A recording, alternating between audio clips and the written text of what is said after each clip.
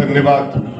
अब मैं आमंत्रित करता हूं डॉक्टर श्यामा प्रसाद मुखर्जी जी के बलिदान ने जिस नींव को रखा था, एक भारत श्रेष्ठ भारत, उस विचार को एक नया आकार देकर यहां तक ले आने में अपनी महती भूमिका निभाने वाले जन जन के नेता, झारखंड के प्रथम मुख्यमंत्री, हमारे नेता प्रतिपक्ष और झारखंड प्रदेश भाजपा के प्रदेश अध्यक्ष माननीय श्रीमान बाबूलाल मरांडी जी से मैं आग्रह करूंगा कि आप अपनी यात्रा के विचारों को हम सबके बीच रखें। माननीय श्री बाबूलाल मरांडी जी। बाबूलाल मरांडी जिंदाबाद, बाबूलाल मरांडी जिंदाबाद।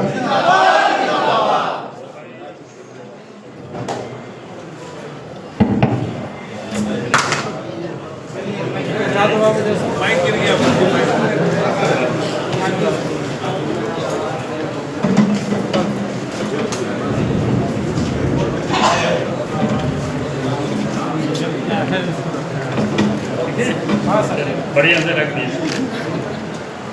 चलिए, भारत माता की जय। और थोड़ा जोर से लगाइए, भारत माता की जय। बहुत बहुत धन्यवाद।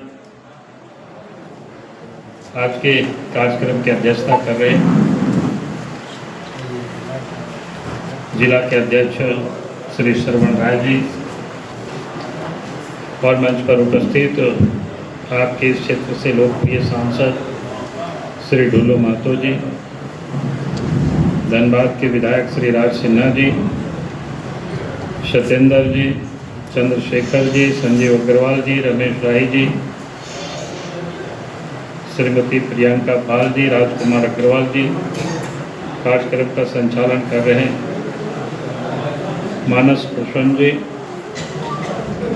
योगेंद्र जी, उचित महतो जी और पासवान, महावीर पासवान जी, गीता जी, ऐसे तमाम इधर ध्रुवाड़ी जी और तमाम भारतीय जनता पार्टी के कार्यकर्ता और नेतागण और प्रेस के साथियों। विषय आ चुका है, विषय ऐसा छोटा नहीं, आप सब लोगों ने काफ़ी बातों को कहा भी है। मैं इतना ही कहूँगा कि आज हम डॉक्टर श्यामा प्रसाद मुखर्जी की जन्म जयंती मना रहे हैं और ये प्रासंगिक हर हमेशा रहेंगे। और डॉक्टर साहब ने जिस प्रकार से और जिस परिवार में पैदा ली, यानी आप अभी बता रहे थे आशुतोष मुखर्जी, उनके पिताजी, वो भी वकील थे, वकील ही नहीं बल्कि जज भी वो बने थे और कुलपति भी थे, यानी कई पदों को सुशोभित किया था उनके पिताजी। और धर्म के प्रति अनुराग था और उन्हीं के पुत्र डॉक्टर श्यामा प्रसाद मुखर्जी थे। तो ये भी पढ़े लिखे, उसके बारे में भी आप सबको बताया कि विदेश से भी पढ़ लिख करके आए थे। लेकिन उस समय अंग्रेजों के एक प्रकार से तोती बोलती थी और इस प्रकार के जो संभ्रांत लोग होते थे वो अपने आप को अंग्रेजी में रच बस जाते थे, ढल जाते थे और उस प्रकार से। लेकिन डॉक्टर श्यामा प्रसाद मुखर्जी नहीं बल्कि उनके पिताजी भी भारतीय परंपराओं के प्रति जो उनकी एक आग्रह था उसको जीवन में उसको चरितार्थ किया। इसलिए उस समय यानी इनके पिताजी को ये भी चिंता था कि बाहर जाकर के पढ़ेंगे तो ये भी अंग्रेज बन सकते हैं। तो प्राइमरी जो विद्यालय होता है उनके लिए वहाँ स्थापना किया विद्यालय, यानी ऐसी जो भारतीयता को मानते हैं, जहाँ पर भारतीय दर्शन की या भारतीय महापुरुषों की के बारे में पढ़ाया जाए, वैसे विद्यालय भी स्थापना हो और भारतीय भाषाओं की भी पढ़ाई हो। यानी आप सोच सकते कि उस समय यानी उस पृष्ठभूमि में से ये पैदा लिए और वहाँ पढ़ लिख करके फिर वो ग्रेजुएशन तक तो वो अंग्रेजी से वो प्रतिष्ठा यूनिवर्सिटी में टॉप आते हैं। लेकिन एमए की जो पढ़ाई उन्होंने की थी वो क्या कहते हैं, बंगला और हिंदी, यानी इसको यानी भारतीयता से, भारतीय भाषा से अपने आप को जोड़ कर रखा। और उनका देश के प्रति और यहाँ के संस्कार के प्रति कितना प्यार था। कॉलेज भी जब जाते थे तो धोती कुर्ता पहन के जाया करते थे। ये मैंने इसलिए इस बात को कह रहा हूँ कि प्रारंभिक काल से ही देश के प्रति उनके मन में एक प्रेम था, एक भाव था देश के लिए। और ऐसा नहीं है कि सीधा वो फिर हिंदू महासभा में आए। पहले वो कांग्रेस पार्टी में थे, वहाँ असेंबली के चुनाव में जीते भी यूनिवर्सिटी से, और बाद में फिर वो रिजाइन किए, फिर बाद में चुनाव हुआ तो फिर जीते भी। लेकिन जिस प्रकार से कांग्रेस पार्टी की जो तुष्टीकरण की राजनीति थी, यानी आज से नहीं, उसी समय से तुष्टीकरण की राजनीति जिससे देश के विभाजन की नींव पड़ी थी, उसी समय से डॉक्टर श्यामा प्रसाद मुखर्जी को लगा कि यह कांग्रेस पार्टी में रह करके शायद हम देश को बचा नहीं सकते हैं। देश की ये जो हिंदू समाज है इसके लिए हम कुछ कर नहीं सकते हैं। तो उस समय स्वतंत्र वीर सावरकर से भी उन्होंने मिले और फिर हिंदू महासभा के वो अध्यक्ष भी बने। और बाद में जब यानी उस समय किस प्रकार से लड़े, आप उनके अंदर में जो तड़प थी ये दिखता है कि उस व्यक्ति ने कांग्रेस पार्टी फिर छोड़ करके हिंदू महासभा के अध्यक्ष बने। यानी वीर सावरकर से भी उन्होंने मिले। और फिर जब 1947 में जब देश स्वतंत्र हुआ, जिसके बारे में भी आप सबको बता रहे थे कि देश स्वतंत्र होने के बाद आजाद भारत में जो पहली मंत्रिमंडल जो बना था, उस मंत्रिमंडल में गैर कांग्रेसी 3 लोगों को लिया गया था। एक नाम याद नहीं हो रहा है, 2 नाम तो भी लोगों ने याद करके बताया आपको। उसमें डॉक्टर श्यामा प्रसाद मुखर्जी भी थे। और आजाद भारत में जब 1948 में जब जम्मू कश्मीर में, क्योंकि जम्मू कश्मीर आप सबको ध्यान में आना चाहिए, पहले तो वो हरि सिंह जो वहाँ के महाराजा थे उनके हाथ में वो प्रदेश था। लेकिन देश स्वतंत्र होने के बाद उसको पाकिस्तान में मिलाने के लिए पाकिस्तान के सरकार ने एक काबिलाइयों के भेष में सेनाओं को जम्मू कश्मीर में हमला कर दिया। और उस समय डॉक्टर श्यामा प्रसाद मुखर्जी उस समय के देश के प्रधानमंत्री पंडित जवाहरलाल नेहरू से उन्होंने कई एक याचना ही की, कई एक उन्होंने कहा कि भाई, और बाद में से क्या कहते हैं ये सरदार पटेल ने फिर बाद में सेना को भेजा, उनके हाथों में आया तो फिर जो जम्मू कश्मीर बचा। लेकिन 370 उस समय एक अलग से प्रावधान करके और वहां को विशेष अधिकार दिया गया था, जिसके डॉक्टर श्यामा प्रसाद मुखर्जी उसका विरोध करते थे।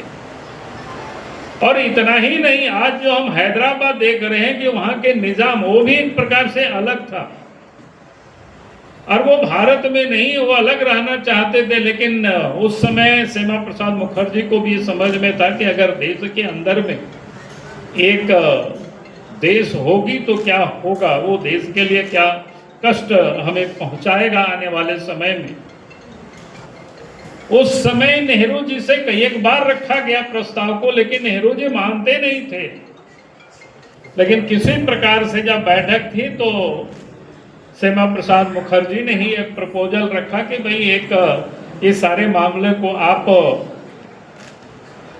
देश के जो उस समय गृह मंत्री थे सरदार पटेल जी को ऊपर आप छोड़ दीजिए, ये सारे इसका निपटारा कर लेंगे और ये सारे कुछ संभाल लेंगे।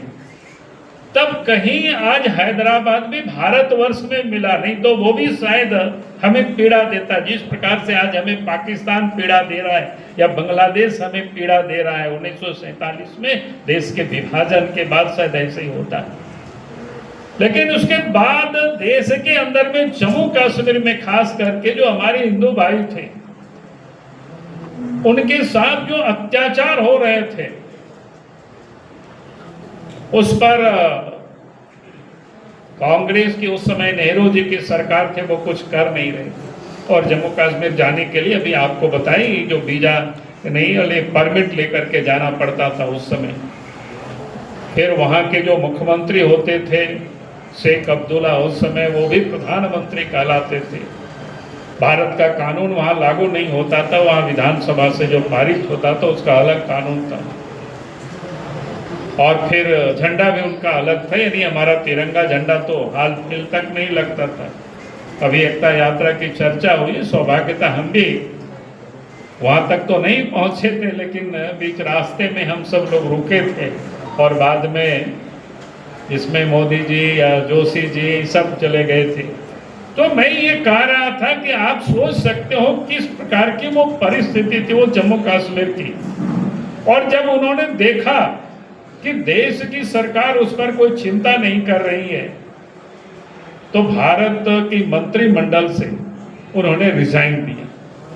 अब जरा सोचिए, आज तो कोई भी लोग रिजाइन नहीं करते हैं। किसी को मंत्री बना दिया जाए, गाड़ी मिल जाए तो वो घूमते हैं। वो तो उस समय उन्होंने भारत सरकार के मंत्रिमंडल में रह करके उन्होंने देखा कि हम देश के लिए आवाज नहीं बन सकते। हिंदू समाज के साथ जम्मू कश्मीर में जिस प्रकार से उत्पीड़न हो रहा है, जिस प्रकार से उनका धर्मांतरण हो रहा है, उनको मार दिए जा रहे हैं, उनको प्रताड़ित कर रहे हैं, तो ऐसी हालत में अगर हमें मंत्रिमंडल में बने रहने का कोई मतलब नहीं होता है। फिर उस समय एक वाक्य होता है, गांधी जी की भी हत्या होती है, उस समय भी जो देश की हालत बनी। लेकिन देश के हालत को देख करके उन्होंने कई एक जगहों पर गए जिसकी अभी चर्चा हुई, और उनमें से 1951 में संभवतः 21 अक्टूबर ऐसे कुछ है तिथि, और भारतीय जनसंघ की स्थापना हुई।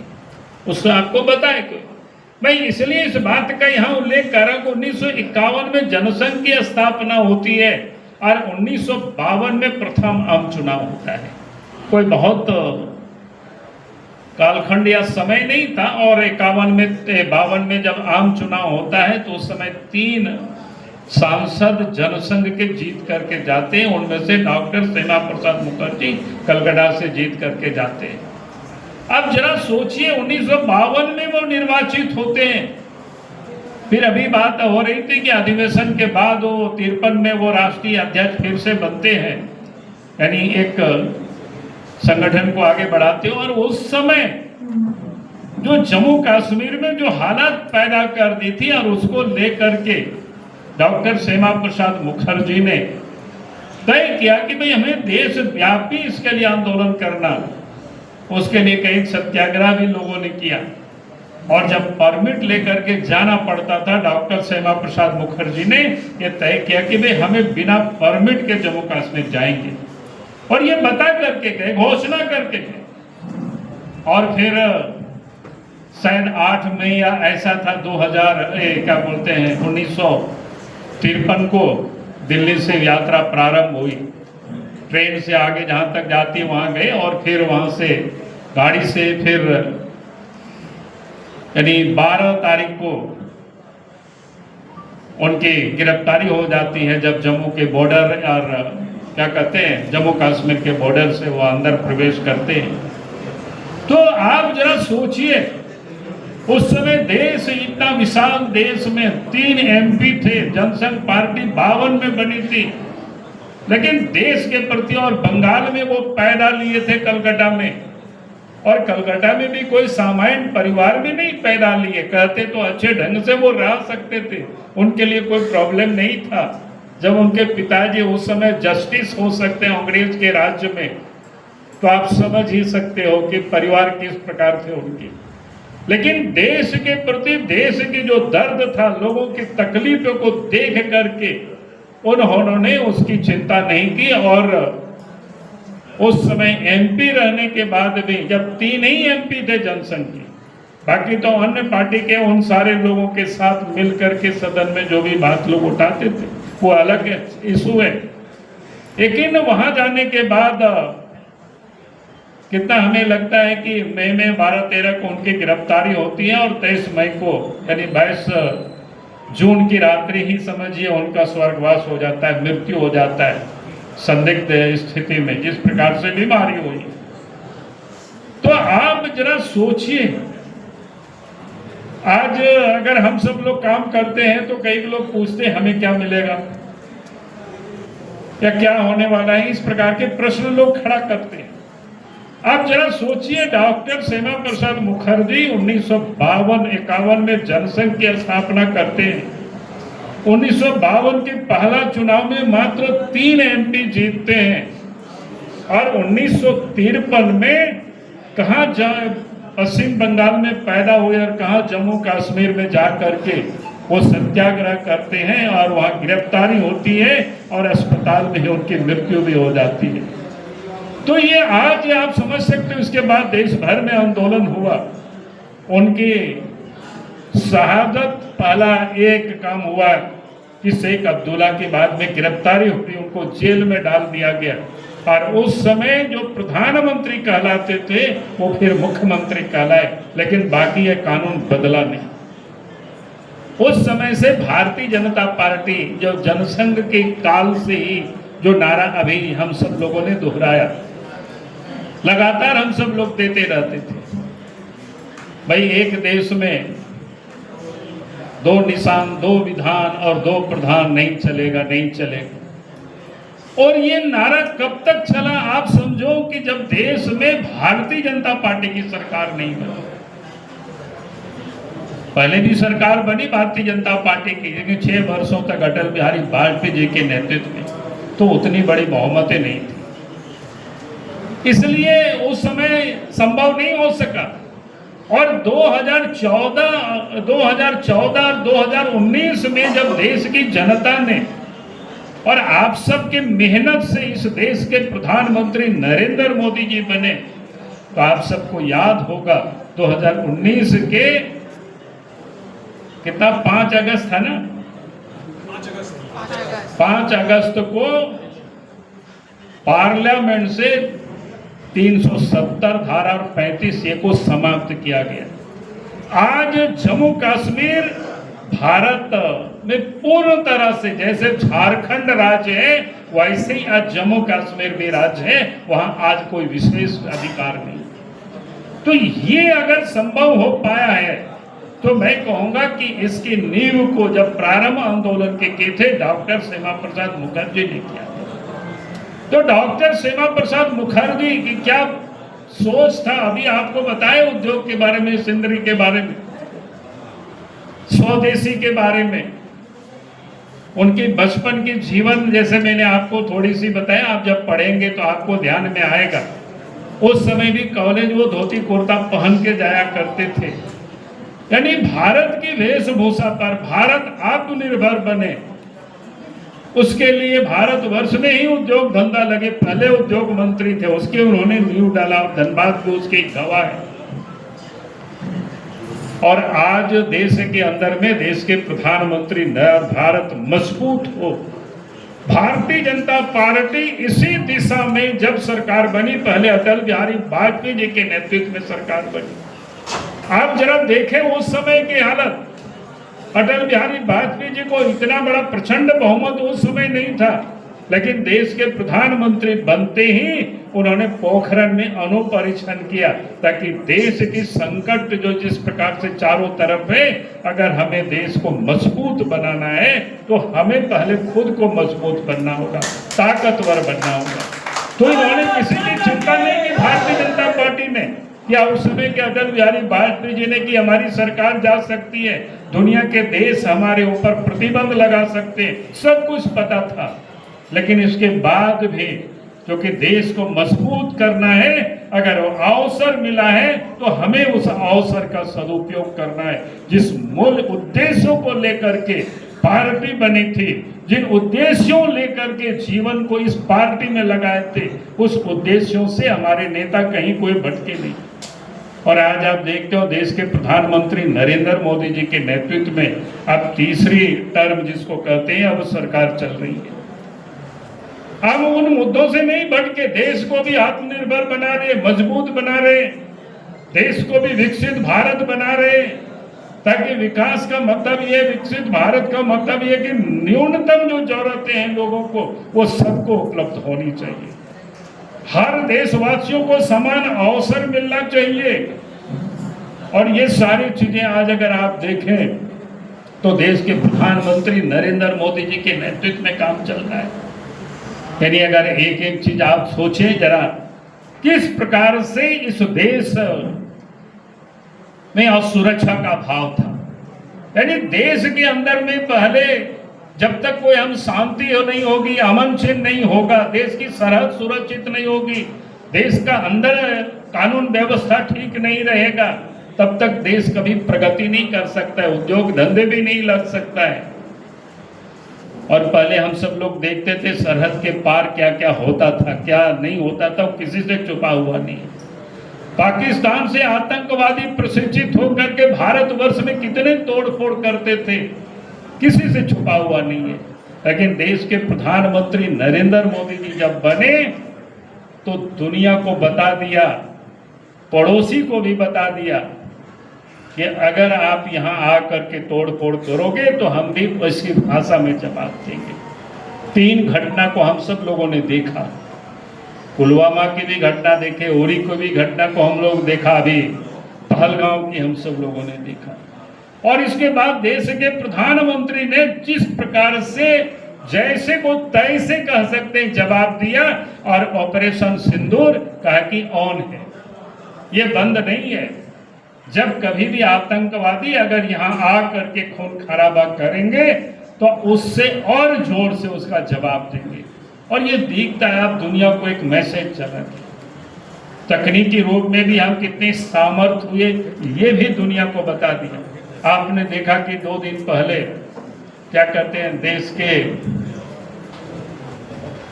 जो क्या लेफ्टिनेंट थे अजय सिंह थे ना, अभी जो उन्होंने बयान दिया कि हम 3 फ्रंट पर लड़ रहे थे। यानी पाकिस्तान से हम नहीं लड़ रहे थे, पाकिस्तान के माध्यम से। पाकिस्तान तो एक कंधा का इस्तेमाल कर रहा था कहिए, और चाइनीज अपना हथियार को दे रहे थे, और तुर्की भी अपना हथियार को दे रहे थे, और वो सैटेलाइट से क्या कहते हैं सारे के पुट को उपलब्ध भी करा रहे थे पाकिस्तान को।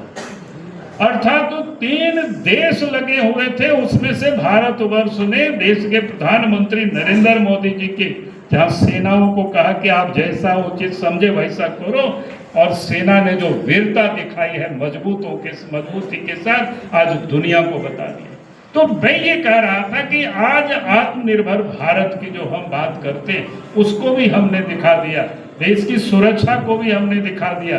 देश के अंदर में जो उग्रवाद थे, जो देश में बड़ी तोड़फोड़ करते थे, उस समय जब देश के प्रधानमंत्री नरेंद्र मोदी जी बने थे तो 100 से अधिक करीब जिला उग्रवाद से प्रभावित था, कई एक राज्य उससे प्रभावित था जहां लोगों की मुश्किल थी। आप सब लोग अच्छी तरह से जानते हैं, यहाँ से गिरिडीह आप रात में गाड़ियां नहीं जाती थी। लेकिन आज देश के प्रधानमंत्री नरेंद्र मोदी जी के नेतृत्व में देश के सरहद भी सुरक्षित है, और देश के अंदर में भी आज लोग सुरक्षित महसूस करते हैं, ताकि देश आज आगे बढ़ रहा है। और ये मैं बार बार ही कहता हूं कि वे देश के विकास के लिए ये जो गारंटी है, पहला तो सुरक्षा की गारंटी और दूसरा है सुशासन की, करप्शन फ्री, कि हम देश के लिए हम राज कर रहे हैं, यानी कमाने के लिए नहीं, लूटने के लिए नहीं। बाकी पॉलिटिकल जो पार्टी है वो क्या करते हैं, उनके नेता अपने परिवार के लिए करते हैं, अपने लिए धन संग्रह करते हैं। लेकिन भारतीय जनता पार्टी में आपने पूर्व के भी, जैसे मैंने कहा कि 6 साल भी आपने देखा शासन को, अटल बिहारी वाजपेयी जी प्रधानमंत्री थे, उनके साथ कई एक नेता थे, अडवाणी जी हो, जोशी जी हो, आज ना उनके कोई परिवार के लोग पॉलिटिक्स में दिखाई पड़ते हैं, और ना कोई दौलत की कहीं कोई कहानी सुनते हैं, और बाकी के तो आप सब क्या सुनते हैं वो किसी से छुपा हुआ नहीं है। तो हमें कह रहे थे कि ये जो सुशासन है, ये भारतीय जनता पार्टी जिस मापदंड को जनसंघ काल से जब शुरुआत की थी कि हमें किस रास्ते पर आगे जाना है, जो हमारे पुरखों ने जो दिखाया था, चाहे डॉक्टर श्यामा प्रसाद मुखर्जी हो, चाहे दीनदयाल उपाध्याय हो, हम उसी रास्ते से भारतीय जनता पार्टी आज आगे बढ़ रही है। विकास की हमने कहा था कि भाई विकास की क्या होगी। देश के प्रधानमंत्री नरेंद्र मोदी जी कहते हैं कि भाई हमें स्ट्रीम पॉइंट तक हमें विकास की स्थिति को पहुंचाना। स्ट्रीम पॉइंट का यानी सड़क बनाना है तो फिर हर गांव तक हमें पहुंचाना, बिजली पहुंचानी है तो घर घरों तक पहुंचानी है। आज अगर हम देखें कि ये मोबाइल की जो नेटवर्क है ये हर हाथों तक पहुंचाना है। ऐसा नहीं कि कुछ लोग उपयोग करें और कुछ लोग नहीं कर सके, ऐसा नहीं, हर लोगों को यह समान अवसर। तो इसलिए आज देश के प्रधानमंत्री नरेंद्र मोदी जी उस दिशा में काम कर रहे हैं। और आप इंफ्रास्ट्रक्चर को देख रहे हैं किस प्रकार से आगे बढ़ रहा है, वो किसी से यहाँ वर्णन में नहीं कर रहा हूँ, क्योंकि आप सब खुद देख रहे हैं धनबाद के लोग। आप पहले देखिए क्या स्थिति थी, कैसे लोग जाते थे। गांव के लोगों ने सड़क नहीं देखा था, गांव के लोगों ने बिजली नहीं जाना था, गांव के लोगों ने मोबाइल नहीं जाना था। आज ही सवेरे सवेरे सरवन जी आए थे और कुछ लोग ऐसे ही बैठ करके गप कर रहे थे, तो सरवन जी बोला कि मैं बहुत पहले कब गए थे हमारे गांव के बगल में, बोला कि उस समय सर ऐसा था, स्थिति ऐसा ऐसा, हम लोग जाते थे तो याद कर रहा। तो मैंने कहा कि अरे उस समय तो एक बस जाती रही और दौड़ करके पकड़ने के लिए 3 बजे हम लोग उठते थे, गाड़ी सीटी बजाती थी और हम लोग दौड़ के जाते थे। और गांव से वो गिरडी तक आने में 60 किलोमीटर यानी 5 घंटा लगाते थे। और उसी में बकरी भी जाता था, उसी में बोरा भी जाता था, उसी में आदमी भी जाता था, उससे भी गाड़ियां नहीं थी। लेकिन आज क्या है, आज सड़कें बन गई। अब तो जब हो आप आराम से जा सकते हो, गाड़ी भी लगी हुई है और हर लोगों के पास आज गाड़ियां हैं, हर घरों में है। मैं ये घटना बता रहा था आज ही बैठ करके। पिछले बार हम अपने क्षेत्र यात्रा गए थे तो एक अपना कार्यकर्ता ही, उनका मोटरसाइकिल के शोरूम है, मैं उनके बाद बैठा। मैंने उनसे पूछा कि यार कमा तो अच्छे रहे होंगे, बोला कि नहीं सर आप मंदी हो गया। हम बोले क्यों हो गया, तो बोला कि हमारा ब्लॉक कितना 1 लाख की आबादी का है, 15 पंचायत है। तो कहा कि 8 मोटरसाइकिल के यहाँ डीलरशिप हो गया है लोगों के पास। बगल में एक लड़का बैठा था तो उन्होंने कहा कि सर मेरे गांव में 80 घर है लेकिन 200 मोटरसाइकिल है। मैं इसलिए इस बात का यहाँ थोड़े उल्लेख कर रहा हूं कि इस देश में कांग्रेस पार्टी ने वर्षों तक राज्य किया, 50-60 वर्षों तक राज्य किया, लेकिन हर चीज में लोग क्यू में लोग लगे रहते थे। क्यू को वो समाप्त नहीं होने देते थे कि आम लोगों तक सब कुछ मिले, ये संभव नहीं था उस समय। हमें याद है कि संघ के काम से हम लोग दुमका में रहते थे, विश्व हिंदू परिषद के उस समय संगठन मंत्री होते थे। तो एक कार्यालय था सामने में, प्रिया स्कूटर का एजेंसी लिया हुआ था। तो सवेरे उठ करके हम देखते हैं कि पहले ही लोग लाइन लगे हुए। हमने पूछा कि हाँ तो आप लोग कम संख्या में, इससे अधिक लोग वहां लाइन में लगे हुए थे। हमने पूछा यार ये लाइन क्या है ये, बोला कि प्रिया स्कूटर एजेंसी की लोग बुकिंग कर रहे हैं। अरे उस समय बुकिंग में कुछ पैसा जमा होता था। हम बोले कि कब मिलेगा, बोला कि 2-3 साल के बाद नंबर आएगा तब मिलेगा प्रिया स्कूटर। अरे आप ये सोच सकते हो क्या देश को कांग्रेस ने बना करके रखा था। तो उनको विकास से कोई मतलब नहीं था, उनको लोगों को भी सबको समान अवसर मिले कोई मतलब नहीं था। और आज तो एक गांव में 80 घर है, वहां 200 मोटरसाइकिल, जो भी गांव में, उस गांव में जाने के लिए अभी सड़क तो है लेकिन थोड़ा कच्ची है तो दिक्कतें होती है बरसात में, लेकिन तब भी लोगों ने रखा है। कहने का मतलब आज ये हर भारतवासियों को समान अवसर मिल रहा है, ये पहले उपलब्ध नहीं था। आज हर लोगों के हाथों में हर प्रकार की सुविधाएं हैं। तो इसलिए मैं आप सबसे ये कहूंगा कि आज हम जिस महापुरुष की जन्म जयंती पर उपस्थित हैं, हमें उनको भी जानना, हमारे अपने जो महापुरुषों हैं उनके बारे में समझना, सीखना कि लोगों ने किस प्रकार से भारतीय जनसंघ से लेकर के भारतीय जनता पार्टी को लोगों ने खड़ा किया है, तब आज ये स्थिति में भारतीय जनता पार्टी पहुंची है कि आज केंद्र में और राज्यों में भी हमारी भारतीय जनता पार्टी की सरकार है। अगर वो भी सोचते कि भाई हम ये बन रहे हैं कि नहीं बन रहे, हमें ये मिल रहा है कि नहीं मिल रहा है, तो शायद आज पार्टी यहां तक यात्रा नहीं कर पाती। क्योंकि एक ही ध्येय था पार्टी के, हमारे उस समय और आज के भी नेताओं के अंदर में, और हम सब का भी वही ध्येय होना चाहिए। हम लोग अभी किसी ने कहा था ना कि हम 3-4 रहे या ना रहे, यानी हमें कुछ मिले या ना मिले ये विषय नहीं है। विषय है इस देश की जो मान सम्मान है, इस देशवासियों की जो सुरक्षा है, ये सुरक्षित रहना चाहिए, ये हमारा उद्देश्य है। आज इस देश के अंदर में आप देखते होंगे आज भी वो तुष्टीकरण की जो भूत है कांग्रेस पार्टी की मिटी नहीं है, समाप्त नहीं हुई है। आज भी उसके लिए आप देखे होंगे अभी जो ऑपरेशन सिंदूर में, भाई हमारे देश के सेना प्रेस कॉन्फ्रेंस करके बता रहे हैं उनके पदाधिकारी, दुनिया के किसी देश में ऐसा आपको नहीं मिलेगा। लेकिन भारत के जो अपोजिशन के लीडर है पूछ रहे हैं कि अपना कितना राइफल बर्बाद हुआ इस चुनाव, इस युद्ध में, कोई मतलब नहीं है। लेकिन उनको भारत के विकास और देश की तरक्की उनको पसंद नहीं है। तो आज भी ऐसे लोग देश को तोड़ने की कोशिश कर रहे हैं, और इसलिए हम कहेंगे, और ये घटना मैं कह करके यहाँ ये कर रहा हूं, क्योंकि आज समाज के अंदर में भी कई विकृतियां हैं। उन विकृतियों से भी समाज को हमें निकालना पड़ेगा। उसकी उदाहरण है डॉक्टर श्यामा प्रसाद मुखर्जी के पिताजी आशुतोष मुखर्जी। आप सबने उनके जाना, वो VC भी थे, लॉयर भी बने, जस्टिस भी बने। एक बार क्या हुआ कि एक व्यक्ति के घर में मृत्यु हो गया, तो उनको श्राद्ध करना था महिला को।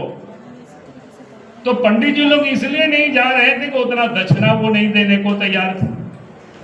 अब वो कैसे श्राद्ध करे, आप सोच सकते हो। तो आशुतोष मुखर्जी धोती कुर्ता में थे, उनके सामने हाथ जोड़ा, कहा कि ऐसी ऐसी संकट है। उनको नहीं जानते थे कौन है क्या है, लेकिन धोती कुर्ता से शकल से समझे कि ये भी पंडित जी है। उन्हें कहा कि मेरे यहाँ ऐसे ऐसे हो गया, मर गया, उसके श्राद्ध है, लेकिन नहीं कर पा रहे, इस प्रकार से पैसे की डिमांड है। तो उन्हें कहा कि कोई चिंता मत करिए, और वहीं से वो चले गए। और जितना कर्म कांड था वो सब किए, और करने के बाद जब वहां से चलने लगे तो थोड़ा बहुत तो हिंदू में जानते हैं दक्षिणा देते ही है, तो उसकी कोशिश की। तो उन्होंने कहा कि भाई हमें मत देना, गरीबों को कुछ दे देना आपके पास जो भी। कहने का मतलब क्या है कि आप उस परिवार के डॉक्टर श्यामा प्रसाद मुखर्जी थे, उस समय भी बुराइयों से लड़ने में कहीं पीछे नहीं रहे। अगर हम आज अपने आप को उनके अनुयायी मानते हैं, तो हम सब लोगों को भी समाज जीवन में कहीं कोई बुराई दिखता है, उसको दूर करने के लिए हमें भी प्रयास करना चाहिए। ये मैं आप सब लोगों से निवेदन कर रहा हूं, और आप सब आए। और इन्हीं शब्दों के साथ मैं अपनी बातों को समाप्त करता हूं। बहुत बहुत धन्यवाद। जय जय।